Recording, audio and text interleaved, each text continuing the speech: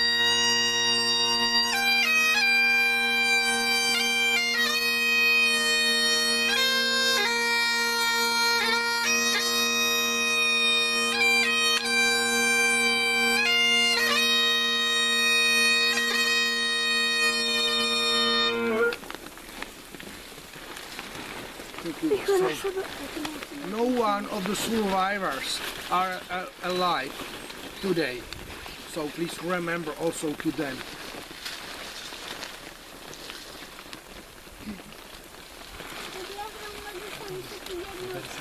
So, I would like to explain you what we found about the last moments of flight of this B-17.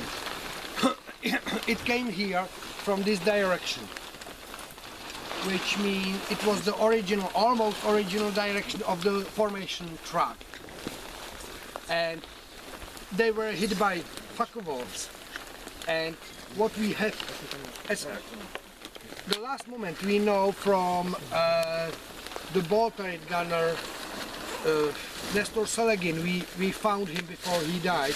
Michael and I communicated with him and he remembers that tail gunner Jules Sproul just say, "Oh, see the 190s or Jerry's coming from 6 o'clock." And he said, "I turned my ball turret, and on this moment I turned just on that direction. I saw a big explosion and nothing more, because his ball turret got direct hit and it was broken, and David Jewell, the ball turret gunner, fall out just in the air." And he said the next thing what I remember was I was in air and there was no noise. I will return just 1 week or so ago. They returned from a mission. He said it was nice summer day, And he said, so it was so nice day, I realized I will not go by track to debriefing. I will walk on the base. And he said, another guy from his squadron joined him. And he said, I never see this guy before. They told each other and realized they are both ball turret gunners. And the other guy asked him, do you bring your parachute with you to your turret? And he said, no, of course, there is no space. The rule or order is to have it in fuselage, yeah, like, because they have no space there, so they, in case of emergency, they need to turn the ball turret, go in the fuselage, in the waist, bring their parachute and bail out. And the other guy said, but I found the way, when you strap it just on one buckle here, when you are sitting in the ball turret, you may have it here. So Nestor said, I will try it. And he tried it, and when he fell from the broken ball turret, and he found himself just in air, he had here his parachute. Yeah. So he survived. Otherwise, he would not have had it. Normally, the ball turret does not carry the Exactly. parachute inside, Yeah, so he would have just fallen to his death. Yes, exactly. And because he had talked with that other guy, he survived. So for him, it was gone. But his B-17 has several hits from Focke-Wulfs and just dropped down from the formation and flew that direction. Well, and the ball turret gunners had to have help getting in and out because they sealed them in. Yeah. So the B-17 still continued to fly, but it was warning they have fire in oxygen system. That's already in remembrance of George Prater and David Dalby. No, David. Charles Dalby. Thank you. And they said they had smoke in the oxygen, so they immediately put the oxygen off, found the plane is in fire, and they both bail out. And they must be already very low because George Prater landed just behind that hill, so maybe 1 mile from here. Yeah. I cannot say for sure, but it's one German fighter pilot who report to shot down a B-17 on altitude 150 meters, very low. 1,500 feet. Yeah, and 1,500 feet, so we know. And this German fighter pilot crashed exactly on the same hill, just maybe 400 meters from here. He bailed out. So he hit the final in very low flying B-17, and he was very possibly hit by its air gunners, and he bailed out. He crashed there with his Focke-Wulf. So his name was Otto Kiefer. He didn't survive the war. He was killed later, but survived the situation. And we cannot say for sure, but it is possible that he was the last one who hit this B-17. But he was not only one, yeah, for sure. Now, how far did this crash site go from where to where? I said some 400 meters. No, this crash. This site, crash how large? site, how far? Where's the Virgin. impact and how far are pieces? Approximately. Some 50 meters. Okay. That it was just 1 second. Okay. Because I would like to tell you what happened then to this bomber. So this B-17 was flying very low when George Prater and Charles Dolby bailed out. The plane broken in two halves. The tail section was pinned on a tree. You remember that picture? Yeah. Oh, that's And- right, the one where it's... Yeah. And all the rest, the complete wings with the fuselage and cockpit, just make loop and completely crashed on this place.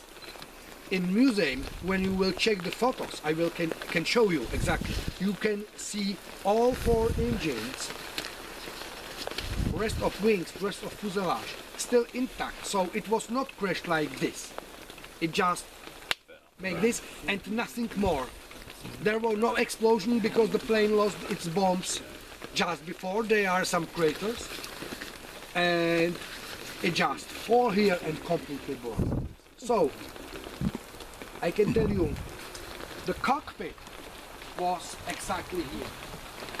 Here we found several pieces from cockpit, and first lieutenant rank of Lieutenant Riegel, second lieutenant rank of Lieutenant Johnson, the co-pilot, 2 watches, and several other persons just in this area. Here we found pieces of engine and 1 proper blade. So when you will see in the museum the photo, it's taken from this direction, and you can see 1 second engine. In fact, it was the 4th, because the plane was lying Upside down. upside down.